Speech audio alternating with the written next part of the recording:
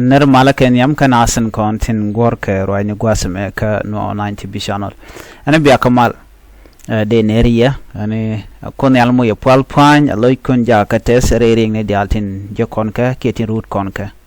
o beje bana ngulel ni chak dan karwade bi kona letes loajo kan o bi kona lang kata dan de kon poske je ka der kon bot ka jere wame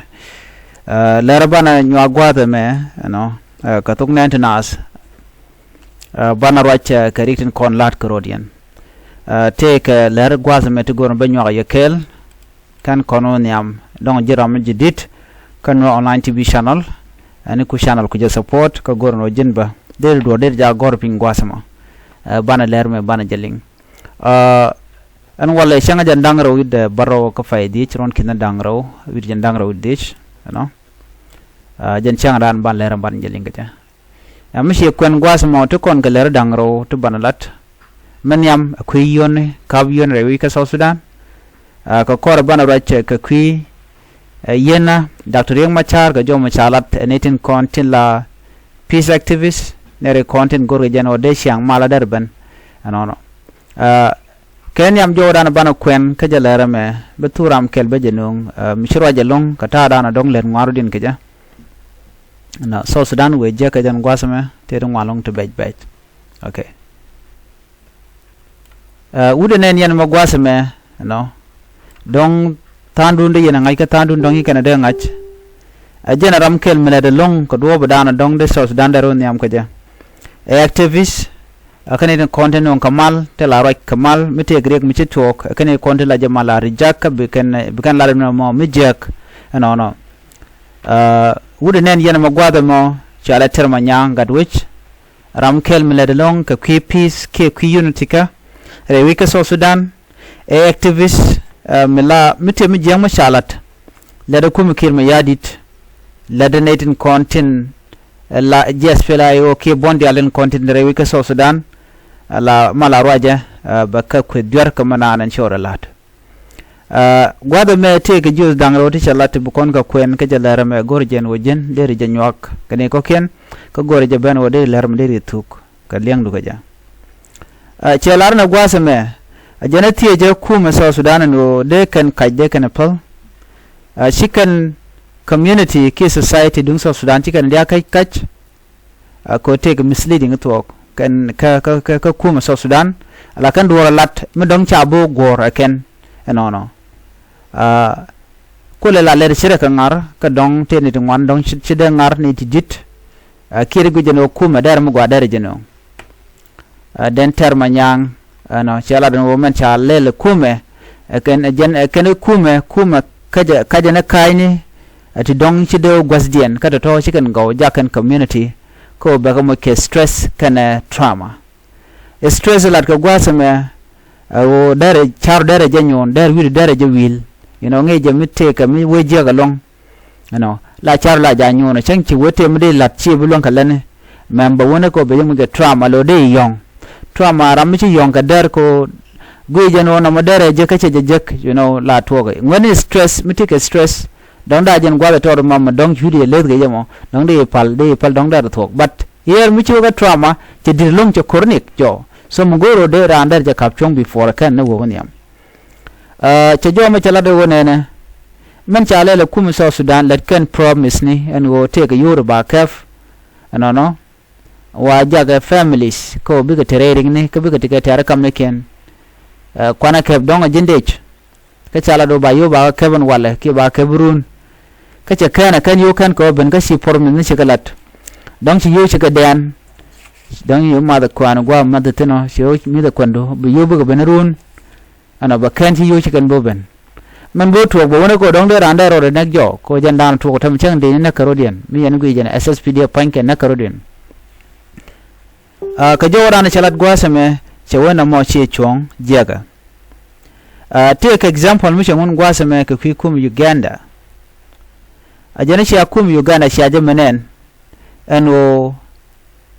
ko ne ken ko promise ke civil servant ano ba kam yo ka ba ka lat ka media no ba yo kun ba ga tubne dio ja pan chana pan te war ga mi cha government lat online ano no warga isha gor gwada me be nywa ye kel dio I think I still have it here. Okay, roye cha gor chikana gor ne ba yu ba ga yopin ba yu ba ga tupke ba ka kaf but you kap ka kedi. Let's take a look at this. Minister of Finance and Planning. The Minister of Finance and Planning wish to inform all speeding agencies, ministries, department, commission, can authorities, media, no kashanka ki keme yala pa idich. Chika laro chang yandang rawi de diogwadme. Ano ba seller ne nying civil servant kan diala yuki na kon la kam ka, ba ka kam ka ba de ni ba ka look ala civil servant, army, organized force, foreign mission kan dial ne ti ba kam yuken charge me charge goraken wa tanya by president for economic cluster dio je ajen bol mel tanya mo ano ba yuti ba ko ngun ka yuti lat kan obi ga chup ka chang ndang ro dum wan but chaken tel yuri yangun so charge go warga me tek tere de tek ka lo kana gor ajen mo kwala no chi chuan ko bi kume be baroj be jalan balad ke social media kwajele ne jiwi dial ka be kana shaje bolalat anono ko warga nen yan latje lalje ke May 23rd 2025 dien nen gwasme so mo gorbe jala to no bi community big benefit kamandana latke okay wade kan information magwa ka kwiwit de kana lat chicken mo dong mi sha mo tok chicken de lat chajo mo chajalat ramadan la peace activist ki analyst ani kona la tin kona jer lat karud laken kamal alarar ko chicken dal ko dong de kana lat so jen gol te gor ganen kona mene ano chegwa o biya dormi shajen biya je lar ka shaje bulalet ko do to ne de 23rd and wal te kon ka 27th ne shan ndang ro de ko pay di jen lat kano bayo ba ka ban tam shan ndang ro baro tel mutuok tel malat ke so che kula do je go bi kume bane ka bakal lan mi shoda lut mi ma sha tok no chajo me chajo kwen damandan ne termanyang ramadier lonko dong de kume South Sudan da te kamal de peace there prevail re wika South Sudan ka jawadan inshallah ke jam so do you want to chewe gwao de ka yor pin de na de ka kam yoken no anyok shela do chegwano dera headline ba gorno ayu ba kebru no wa just deliver service ka nation the no ba julia ka jeno shi goro yo ba kamra run ka janam yo go ken no ajele let it not be headline news in South Sudan. Paying salary to civil servant should not be headline news in South Sudan che jomo che jokwen ajana mite ka mabalat gwao mugwa mela werzi ki mite ka lwang mabalat no ne mabaja kamne to jana mode ladone che jome che jokwen den terma nyanga which joma gore de nyak ka kwida ka jowrana chalat minyo kon jena tama bana nyo ka la radian bana rach ka jowradian michalat aga jome kwi Dr. Riek Machar kana President Kiir Mayardit anono bana me banje kwen gwata me ano tega jo mi cha kwen gwata me gorde nywa ye kel ko noko no bana lertin kon to bana keling right cause gor kono bana tin kon tin lat ko rodien bu kon keling wude me muraje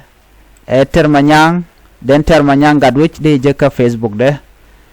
mandana lada de reling tin gwata mo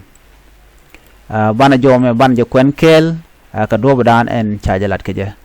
an walla be tiemo chang yen dang rew baro ko pay dech ron kin dang ro yen dang rew dech bana jom ban je lengo gwa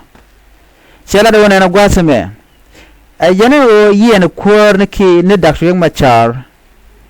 ano yene je abatelwa yena shijelun ano lana me ajeni chewko mishale political hypocrisy and contradiction of the peace and reconciliation principle that the government claimed to uphold. Milar kuma jeno ibu malbeben ano kayen to yen Ramadan la peace partner Dr. Riek Machar yan jareti jen ka chaje lef wana meni adwar mi ala chere ke siyasa ne jen mi sha tok bat yar ke ni wina lar yeno nong nay mal lar yeno peace jatin nong nay mal bne lar ke jeno ramadan de mal kula nong siaje yen ramadan kin mal lar ye kel e mala diena na mo chewo na mo yen Dr. Machar chebno na mal rewi ka so Sudan benong ne kore ka benong ne dak so Sudan a jena ramimo michi time kamal e shalat ka gwasedan ala 2018 revitalized agreement on the resolution of the conflict in the Republic of South Sudan. Again, Dr. Machar, again pointe,